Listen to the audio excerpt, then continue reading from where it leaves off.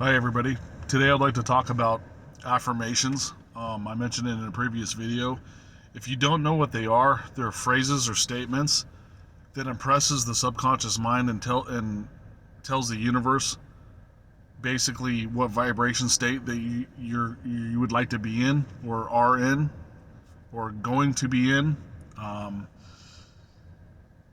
and words are magic because your thoughts create your reality, and you speaking words that are related to those thoughts that creates an energy force to make that thing happen. So going back to what I was saying about the negative and positive thoughts, your negative thoughts are creating situations and your positive thoughts are creating situations.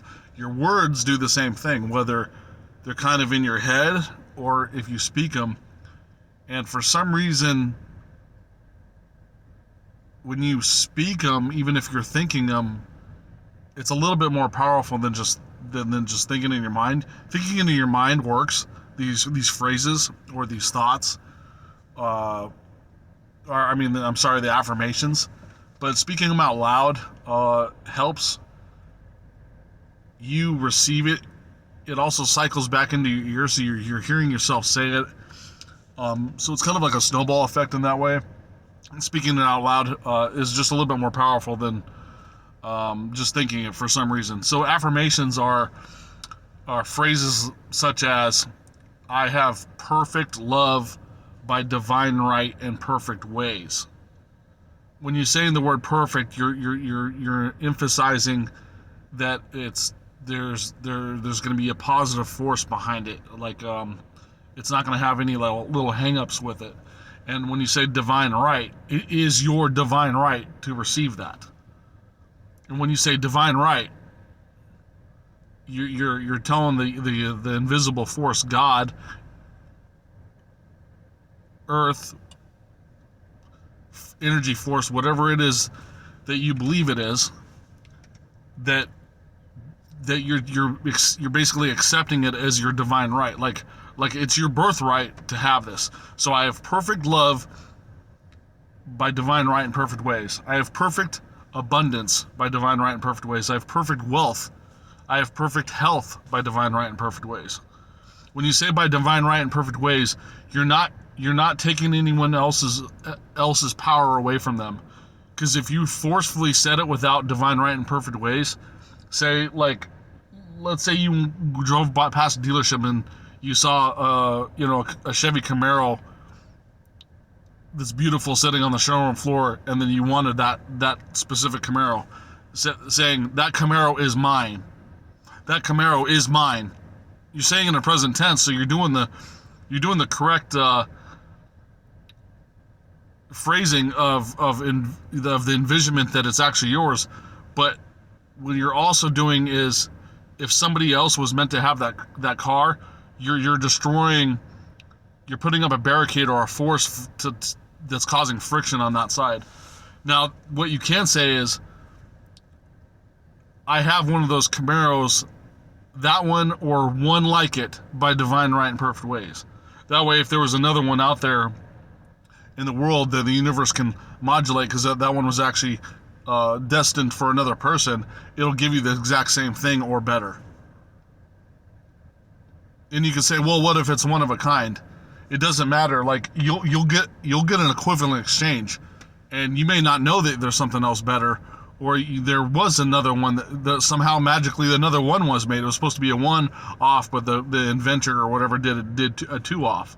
It can happen because the universe is being created by thoughts and reality. So I have a Camaro, I have that Camaro or one like it by divine right and perfect ways, and that way you receive it without destroying anybody else's destiny or hurting. It could potentially hurt somebody else. Like if the universe said, well, if he wants that Camaro specifically, the only way I'm going to stop that other person from getting that car that makes sense in the quantification of how the destiny is going to be laid out. Well, I have to injure him, or I have to get him into an accident, or get him in bad health so he can't make it to the dealership. Something weird like that. And it is when you are affecting the rest of the world. We are one. So when you're forcefully doing stuff like that, it can cause harm to others. So that's why you say by divine right in perfect ways, it's mine or one like it. You're living in the universe open to orchestrate a way to get it to you in a perfect way. And it doesn't have to be cars. It can be anything. It could be friendships, relationships, houses, traveling. Like if you wanted to go to France or something for vacation, it works with anything. There's other affirmations, and you can learn a lot of them. I'm not going to just say them all in this video because I keep my videos short. But a book that I read that I learned majority of the metaphysics from, and it's still my go-to today, even though I've read well over 20 metaphysical spiritual books. My favorite, by far, author is Florence Scovel Shinn, Shinn, Florence.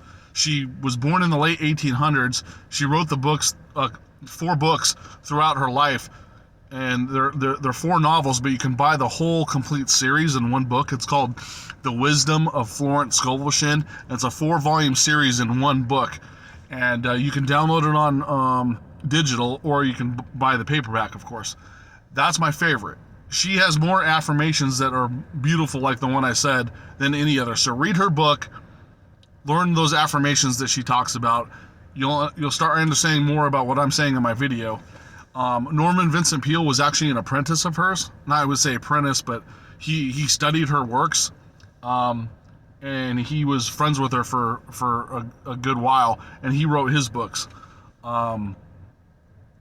I forgot some of the titles, but he has about 3 or 4 that are pretty good. It's Norman Vincent Peale. Another guy that was like big into metaphysics.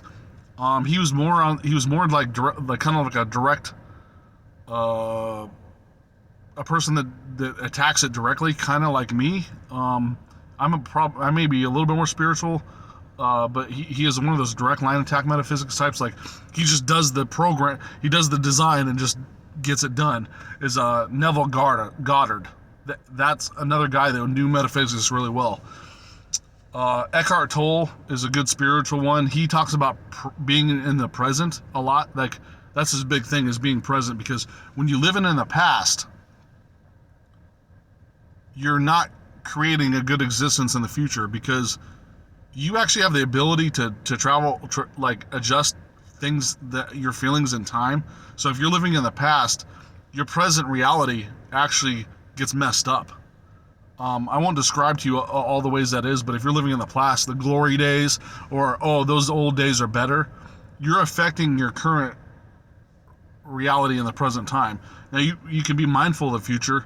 I'm not saying get rid of your goals or anything, but you want to live majority in the present. Like if you're sitting at home and you have children, what are you doing? Are you watching TV and not paying attention to them? I'm not saying that's a bad thing, but like, are you sitting back and just observing what your children are doing? Maybe they're playing outside. You just go out there and just be present in the moment and watch them in the backyard playing ball, or running around, whatever it is, and be in that present moment and breathe and kind of like almost in a meditative state, just observe what's happening. You're going to see things that you didn't see before, and you're going to be more aligning and grounding with the earth and our current reality because of it. It's hard to explain, but it's just the way it is.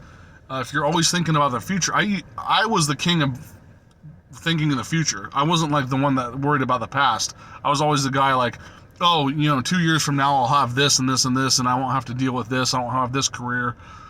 I won't have to deal with this anymore. I'm going to accumulate this to get this. I was always a future guy, and I never really lived in the present. When I started living in the present, my health actually started getting better. That was the first reaction that I actually didn't think it was going to happen. I read metaphysics, but I didn't. No one ever. I don't think I've read anything that says when you live in the present moment you start healing. I guess because you're more in alignment with your vibration when you're living in the present. That could be. I don't know the reason why, but that's what helped me. It may affect you differently, but living in the present actually started healing me, and I stopped getting sick. And also, along with affirmations, I'm healed by divine right and perfect ways. There's no sickness in divine mind. If you believe you can get sick, you get sick all the time. if you believe you're healthy, you won't get sick nearly as much or at all. So that's part of it. And then you're living in the future. The future will never come because remember I said you're putting it out there. You have to talk about everything as in the present moment. If you're living in the past, then your future's never is going to be really. I mean, your present state and the future will be chaotic. What's another book? Oh yeah, another woman. She wrote I think the book called The Holographic Universe. Her name's Lynn McTaggart. That's another good one. She was the one that studied the field. There was the field that goes in between the energy field. It's like the God energy that waves in between the rest of the energy. Like everything's made out of atoms, right? What they found is there was another energy source that was gridded in between all the atoms, like it was connected like a giant synapse of like all these little connections in between the atoms, and that force was like manipulating reality. So they think that's the God energy. The scientists actually found the God energy waving in and out of atoms. Like that's crazy, right? Like you're visibly seeing God or the universe's force. That's what the scientists found. She talks about it in the holographic universe, and basically the holographic universe is that we're living in a hologram, kind of like a video game. And remember, I said your purpose is an infinite spiritual being, having a human experience. So everything's holographic and electrical charge, but they're giving you experiences like pleasure, pain, sadness, happiness, all that stuff that you're experiencing in this life, and waking up to find yourself. But the holographic universe basically talks about that. So you can go back and read that book if you choose to. I don't know. Some people are more scientific than others, and some people are more spiritual. But Florence Scovel kind of covers both bases, even though she was really early in the early 1900s. Like everything she talks about can apply today. I mean, you hear the stories. They talk about some like old stuff like vinyl record players and stuff like that because of the technology back then. But record players are very famous and popular now because they sound better than tapes and CDs. So go back and buy yourself a record player. But I'm just talking about because she was in the early 1900s. So don't get confused. Like, well, how long ago was this? Because she's talking about stuff that doesn't exist today. Well, it's because our technology changed. It's 100 years later or whatever. So she's my favorite. By all means, go read what you want, but don't be one of those people that they call them professional book readers in metaphysics. They learn all this information, but they're not applying it. A person that like reads one book and like memorizes and practices and applies every day is way better off than the person that reads 10 to 20 and doesn't practice any of it.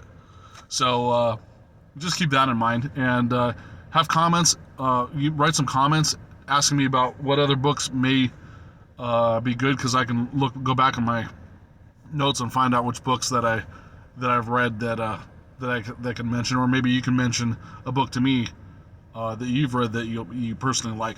Well, anyways, that's all for today, and thanks, and have a great day.